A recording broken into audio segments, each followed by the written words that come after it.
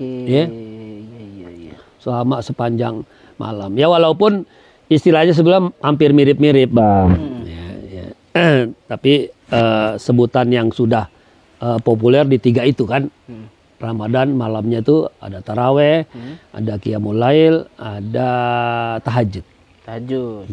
Ada 3 tuh, nilai 3 kebaikan malam hari. Iya, artinya itu bisa merupakan pilihan ya. Jadi benar-benar tahajud tuh tadi harus tidur dulu ya, karena itu Ustaz, aneh pengalaman pribadi nih situ ya. Kadang kan aneh mau itikaf nih, jadi kalau itikaf tuh kita datang suka malam jam 12 Ustaz. Habis kerja kan misal gitu mau itikaf nih H-10 Ramadan. Gak bisa tidur di masjid karena kan itikafnya sama temen. Sama teman-teman. Iya, ngobrol. Udah dibangunin tahajud. Oh, jadi ternyata harus tidur dulu Ustaz ya. Iya, kalau itu pengertiannya sholat tahajud ya. Gitu.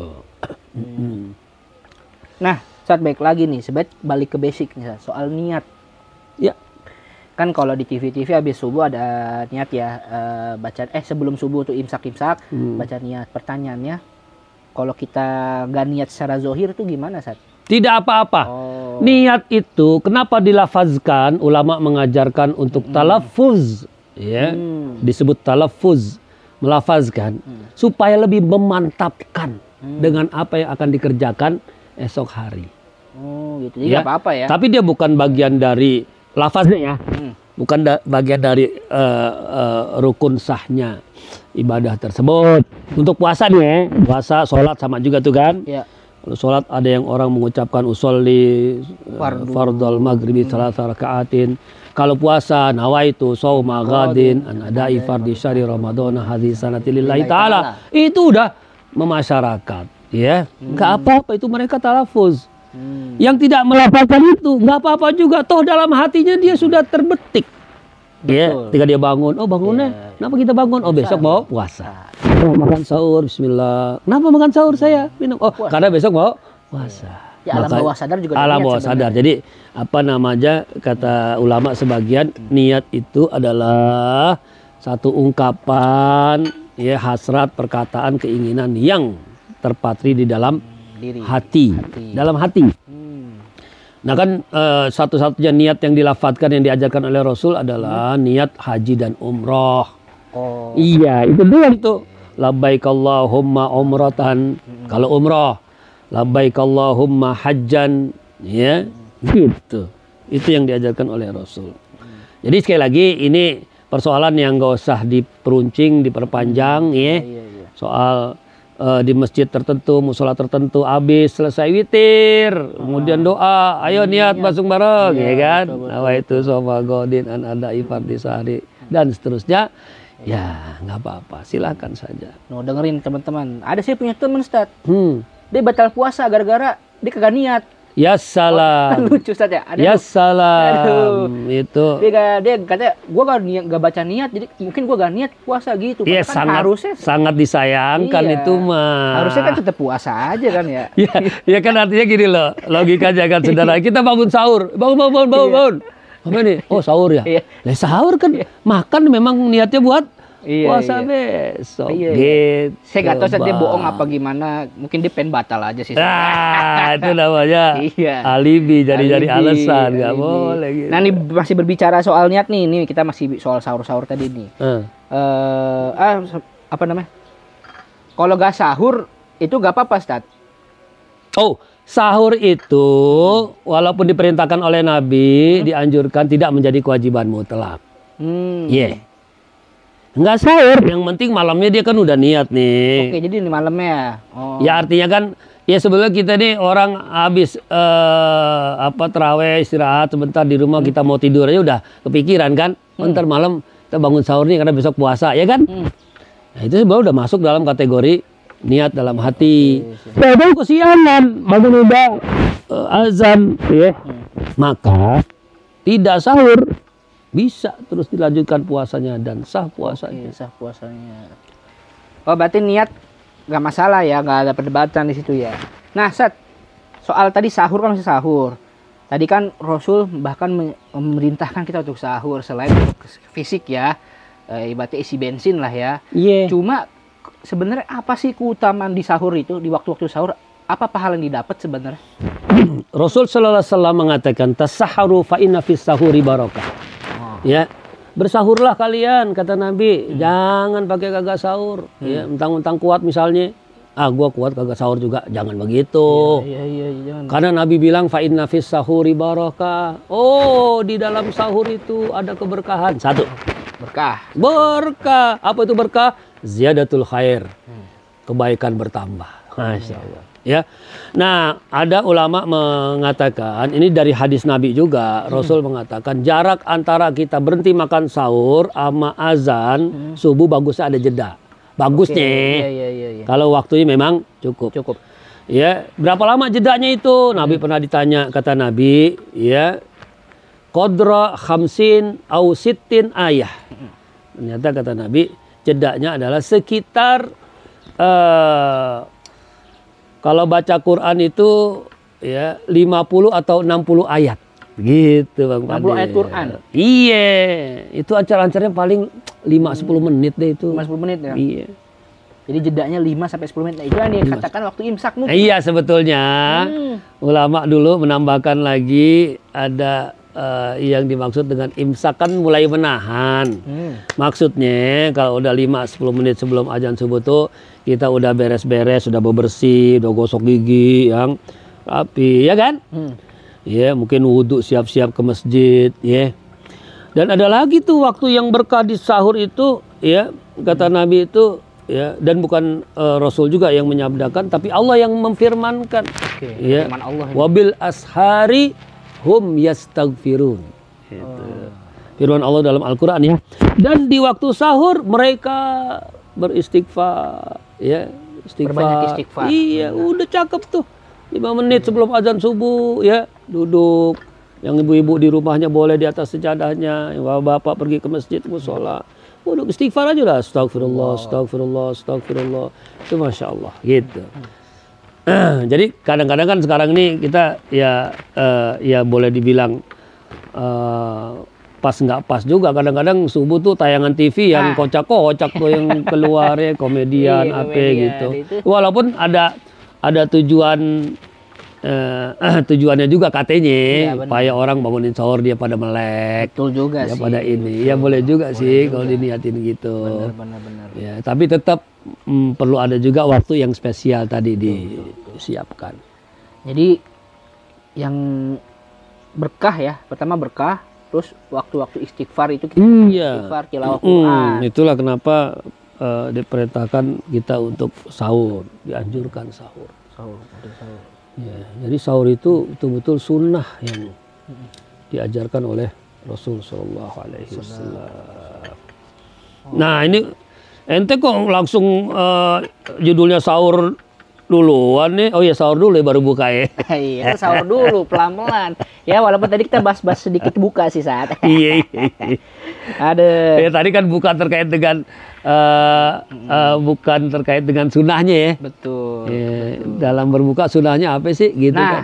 itu yang coba kita langsung lengkap deh ke tentang buka. Buka itu sunahnya ngapain aja saat? Apa sunahnya? Katanya nih, aneh denger ya, sunahnya makan kurma. Nah, tapi gimana kalau aneh sukanya gorengan? Nah, aneh termasuk orang yang jarang makan kurma, Ustaz. Itu gimana, Ustaz? Iya. Nah, ini datang nih, apa namanya? Air putih. Masya Allah. Terima kasih.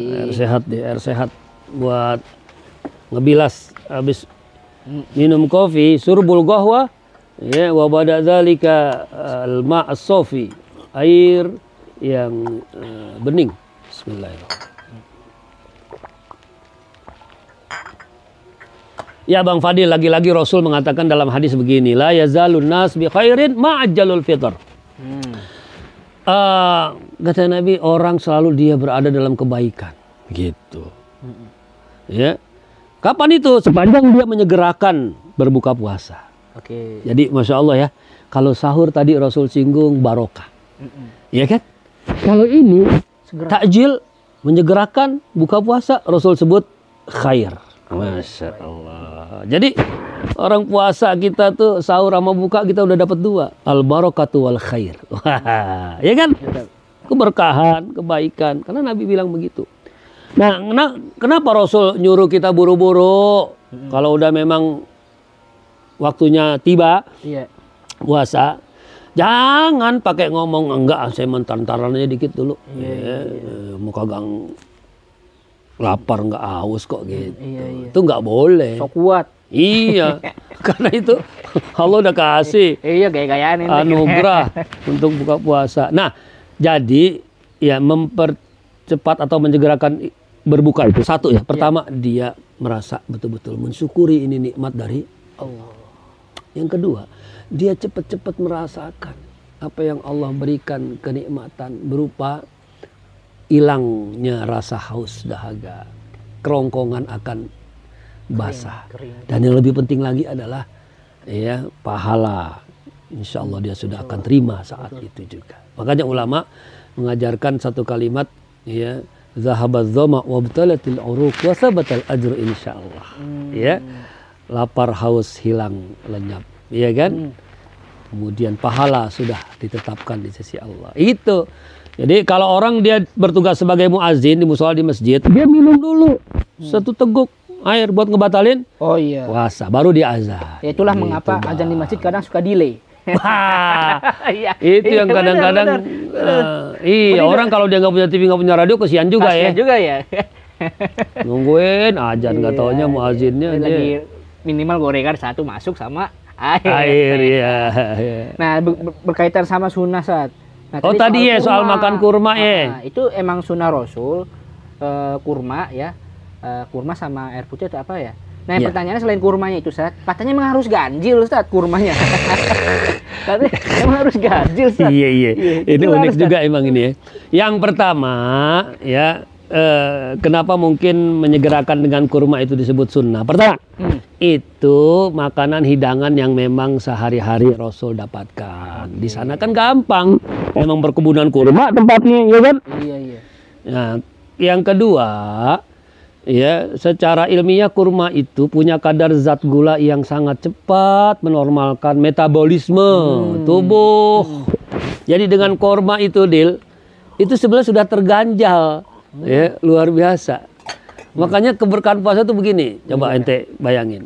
Teorinya kan orang kagak makan udah 13 jam, ya kan? Iya. Ya, mestinya kan udah lahap banget tuh dia mesti makan semua tuh disikat, ya. Bener. Tapi subhanallah makan kurma udah satu, ya taruhlah sama teh manis gitu kan. Itu sebetulnya udah cukup kuat kalau dia mau sholat maghrib berjamaah dulu, iya kan? Gitu. Nah tadi yang ente bilang, katanya mesti ganjil makan. Iya, istilahnya ini sih bagian dari ijtihad saja karena ada hadis yang mengatakan innallaha yuhibbul witra. Allah itu menyukai yang ganjil. Ada juga suka sering bilang tuh, ya boleh kamu diamalin namanya itu. Juga hadisnya bilang begitu kan? Iya benar. Jadi makan kurma satu insya Allah sunnah. Satu nggak kenyang 3 nggak kenyang 5 5 kagak kenyang juga. Sekebon. 7 dah. Lama-lama bisa sepiring habis tuh kurma gitu. Itu mah istilah katanya aja gitu. Jadi sunnah untuk berbuka satu segerakan. Terus tadi kalau emang kurma gitu ya. Ada lagi nggak, Ustaz? Ya sebetulnya kalau makan enggak ada dalil-dalil nas yang mengikat sih enggak. Enggak ada. Ya. Itu aja ya. Ya kita kalau kita ikut apa namanya kesehatan ya memang cari yang sesuai dengan kesehatan kan. Iya, pokoknya kurma apalagi yang lain gitu. Berarti aneh nggak sehat dong, Ustaz. Aneh itu sikat gorengan. Bening gorengan, Ustaz. Aneh dicekur juga sih orang tua, Ustaz. Aneh gorengan. Kalau ada nasi padang, aneh sikat nasi ya salam. Tapi efeknya tarawih ngantuk, Ustaz, beneran. Nah, itu tuh. Itu dia Bang Padil. Jadi begini, aneh sering kasih juga ya tausiah kalau itu ya. Emang kadang-kadang ya aneh sendiri ngakuin. Kadang-kadang ya kita suka loss juga tuh. Iya. Apalagi di depan ada dendeng batokok. Waduh. Mantap. Gulai kakap. Aduh. Ya salam. Kerupuk kulit dikuah. Ya itu dia, masya Allah deh. Aduh. Nah jadi memang betul kata Nabi itu ya puasa kan tujuannya sebetulnya begitu kan, menyedikitkan makanan yang masuk ke kita supaya kita berlatih dengan puasa itu, ya istilahnya makanya Nabi bilang sumu tasihu. Ya puasalah kalian akan sehat. Kalau dikerjakan benar-benar itu. Artinya betul-betul mengatur pola makan, ritmik jadwal makan, bukan mengganti jadwal makan. Nah. Ada yang jadi kayak pakai yang itu tuh mengganti jadwal makan. Iya, biasa sehari 3 kali udah. Habis nasi padang langsung. Habis raweh, mau tidur ya salam, sahur juga. Nah jadi gitu. Emang ya kita kadang-kadang ya istilahnya lapar mata ya. Bah itu benar itu. Itu istilah paling ini lapar mata. Kita mau ngabuburit juga, mau beli takjil niatnya cuma beli ini, sampai kemana-mana kita apa baik kita beliin. Kadang kagak dimakan. Mubazir juga iya, masya Allah. Betul. Nah jadi karena itu coba deh kalau dicoba makan sedikit kurma atau kue dikit, habis itu sholat maghrib pulang, baru pelan-pelan tuh, Nah kalau kita mau terawihnya enak enteng, ya memang jangan digeber kenyang-kenyang makannya, Bang. Iya, nah, kalau udah kekenyangan, itu udah kagak enak dah dibawa terawih dah. Ya, yang ada juga ngedumulnya di belakang imam, lama banget dibacanya dah. Itu. Akhirnya suka nyari opsi, Stat. Mana tarawih yang cepet nih? Iya. Jadi ngomongin itu, Stat, tadi udah dari buka puasa ya. Sekarang ngomong tarawih, walaupun tadi udah disinggung dikit. Nah, sebenarnya arti makna sesungguhnya taraweh itu apa, Stat? Dan keberkahannya apa sih? Dapat pahalanya apa taraweh itu? Iya, jadi gini, sebetulnya kan awalnya dulu Rasul SAW ya tidak full setiap malam Ramadan tuh sholat bareng-bareng ya, berjamaah bersama para sahabat. Enggak, Rasul cuma waktu itu khawatir takut yang sebetulnya ini amalan sunnah dianggap sebagai wajib, iya kan? Makanya Rasul, ya tertentu saja, terkadang saja kelihatan menghidupkan malam Ramadan ya dengan sholat dengan beberapa sahabat, tapi nggak setiap malam. Nah, pada masa kehalifan Umar bin Khattab Amirul Mukminin baru, karena orang pada mencar-mencar sholat masing-masing di sono, di sini, di situ, gitu kan? Nah, dikumpulkan oleh Umar bin Khattab. Gitu. Nah, sejak saat itulah kemudian tiap malam Ramadan ya dijalankan sholat sunnah yang isinya tadi ya. Ada yang 11 rakaat, ada yang 23. Nah, itu kemudian sampai sekarang ya masyhur disebut dengan istilah sholatut taraweh. Tadi sudah saya singgung, taraweh dari kata-kata roha ya, relax, rohah ya, rehat. Dan ada hadisnya juga nih kaitan dengan sholat. Sholat itu memang harus relax. Makanya kata Nabi kepada Bilal, ya Bilal, arihna bis sholah. Wahai Bilal, rehatkanlah kami ini dengan sholat. Gitu. Jadi sholat jadi teringat dulu rehat ya. Kisah sahabat Nabi bahwa ini kalau salah mau diluruskan nih, Ustaz. Katanya para sahabat itu waktu istirahatnya makan sholat. Jadi kalau kita istirahatnya makan, sahabat Nabi itu dulu istirahatnya adalah sholat yang ditunggu-tunggu. Masya Allah. Jadi itu, Ustaz ya. Iya, itu yang dimaksud dengan arihna, kata Nabi, rehatkanlah kami. Jadi mungkin sholat itu malah justru jadi relaksasi di bahasa sekarang ya. Iya, relaksasi. Jadi tentram hatinya, tenang jiwanya gitu. Karena hubungan kontak pada Allah itu nggak terhalang, dia langsung itu sebetulnya. Makanya disebut as-sholatu mi'rajul mu'min. Sholat itu mi'rajnya orang beriman. Mi'raj itu kan artinya naik. Ya. Itu Masya Allah kaitan dengan pahalanya apa, sholat tarawih. Pahalanya katanya dengar setara dengan sholat sepanjang malam. Apa pahala dari tarawih, keutamaan ini biar gadget tahu ya. Ini kadang apa dong pahalanya? Ya. Gitu. Yang jelas dalam hadis Rasul SAW ketika mengabarkan keberkahan keagungan bulan Ramadan ini, beliau mengatakan bahwa ini adalah bulan yang agung, bulan yang penuh barokah, di mana Allah menjadikan ya ibadah yang fardu, yang wajib itu bisa berlipat-lipat ganda pahalanya. Mulai dari 70, 700 kali lipat dan seterusnya. Ya kan? Itu yang amalan fardu. Sedangkan amalan-amalan yang sunnah itu akan dinilai, akan dihargai, direken, dihitung oleh Allah setara dengan pahala amalan yang wajib. Gitu. Untuk amalan-amalan yang sunnah. Ya. Oleh karena itu, ketika orang menghidupkan malamnya dengan amalan-amalan yang sunnah, ya, seperti sholat taraweh, ya, atau sholat tahajud, qiyamul lail, itu masya Allah, ya, dia akan terus memberikan keberkahan, kebaikan pada orang tersebut sepanjang malam itu, gitu, ya, panjang malam. Jadi masya Allah. keberkahannya ya.